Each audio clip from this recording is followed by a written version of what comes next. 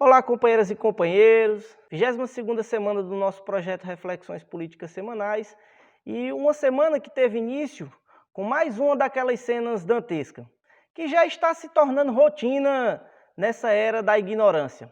Um grupo de fundamentalistas religiosos foram à porta de um hospital, convocados por um extremista que teve acesso a informações sigilosas do governo federal para afrontar uma criança de 10 anos estuprada, que estava lá para fazer um aborto legalizado, ou seja, com autorização judicial para tal ato. E essa criança foi chamada, pasmem, de assassina por esses fundamentalistas. Esse absurdo é só mais um reflexo do momento político em curso, pois o país caminha a passos largos em direção a uma verdadeira catástrofe civilizatória. Vejamos os fatos da semana.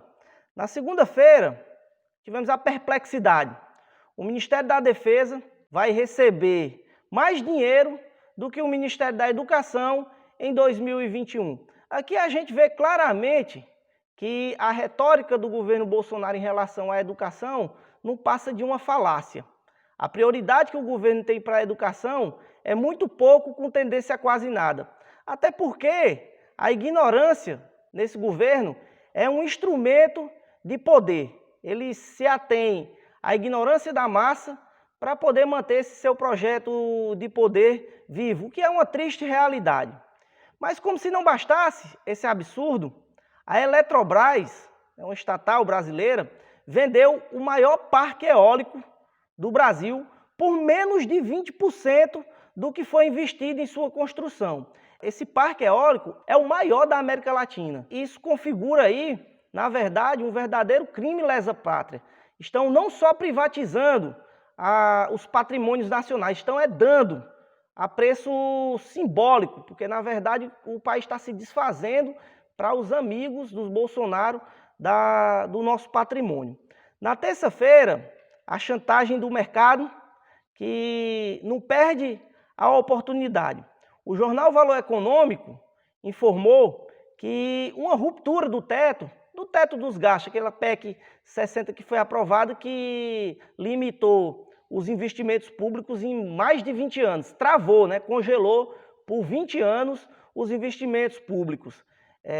E aí o mercado veio dizer que caso houvesse uma ruptura desse teto, já que nós estamos em meio a uma crise fiscal, a Ibovespa, a Bolsa de Valores, que também não serve para muita coisa, poderia ir a 80 mil pontos, já que a perspectiva era de que a Bovespa operasse numa normalidade de 150 mil pontos, e o dólar poderia ir a 6,50, o que é, na verdade, uma piada. A projeção desses analistas, na verdade, é um exercício de futurologia para manter os interesses do mercado, e não os interesses do setor produtivo ou da sociedade. Essa aqui é a grande verdade. Porém, a melhor notícia do dia, da terça-feira, ou melhor dizendo, até a melhor notícia da própria semana, foram os trabalhadores dos Correios que entraram em greve. Aqui é o dado da realidade que mais nos traz aí um alento, porque os Correios é uma empresa pública que está ameaçada de privatização e, diga-se de passagem, é uma empresa autossuficiente, porque ela produz lucro e os resultados financeiros dela é o que mantém a sua estrutura e o pagamento dos funcionários, mas também os Correios é um símbolo de integração nacional. Porém, o governo Bolsonaro pouco importa com relação a isso. O projeto é de privatização e de precarização das relações de trabalho. Na quarta-feira, uma triste notícia para os servidores públicos. Por mais que o Senado tenha resistido em reprovar o corte do salário dos servidores, a Câmara Federal não derrubou o veto do Bolsonaro, o veto 17, que congelou o salário de setores do funcionalismo público até o fim de 2021. Aqui o governo Bolsonaro deixa claro qual é a proposta que ele tem para os servidores públicos. É cada vez mais precarizar, é cada vez mais a retirada de direitos. Os servidores públicos têm que ficar atentos, porque não há outra saída que não seja a resistência e a luta a essas propostas diárias de retirada dos direitos, Agora, o fato que demonstra até onde vai mesmo a maldade do Bolsonaro foi que este vetou a autorização para transferência da merenda escolar para familiares e alunos. Isso em plena pandemia. É de uma maldade que não tem precedente, porque nós estamos vivendo um momento de dificuldade, onde a maioria da população não tem acesso a direitos básicos, e a merenda escolar era uma das políticas que garantia aí uma minorização dos problemas em relação à fome no país. O governo Bolsonaro mostra mesquinhez nesse ponto em específico. Na quinta-feira, para ampliar aí o nível do absurdo, o Bolsonaro disse, numa de suas falas translocada, que as máscaras teriam eficácia quase nula para o combate à Covid-19.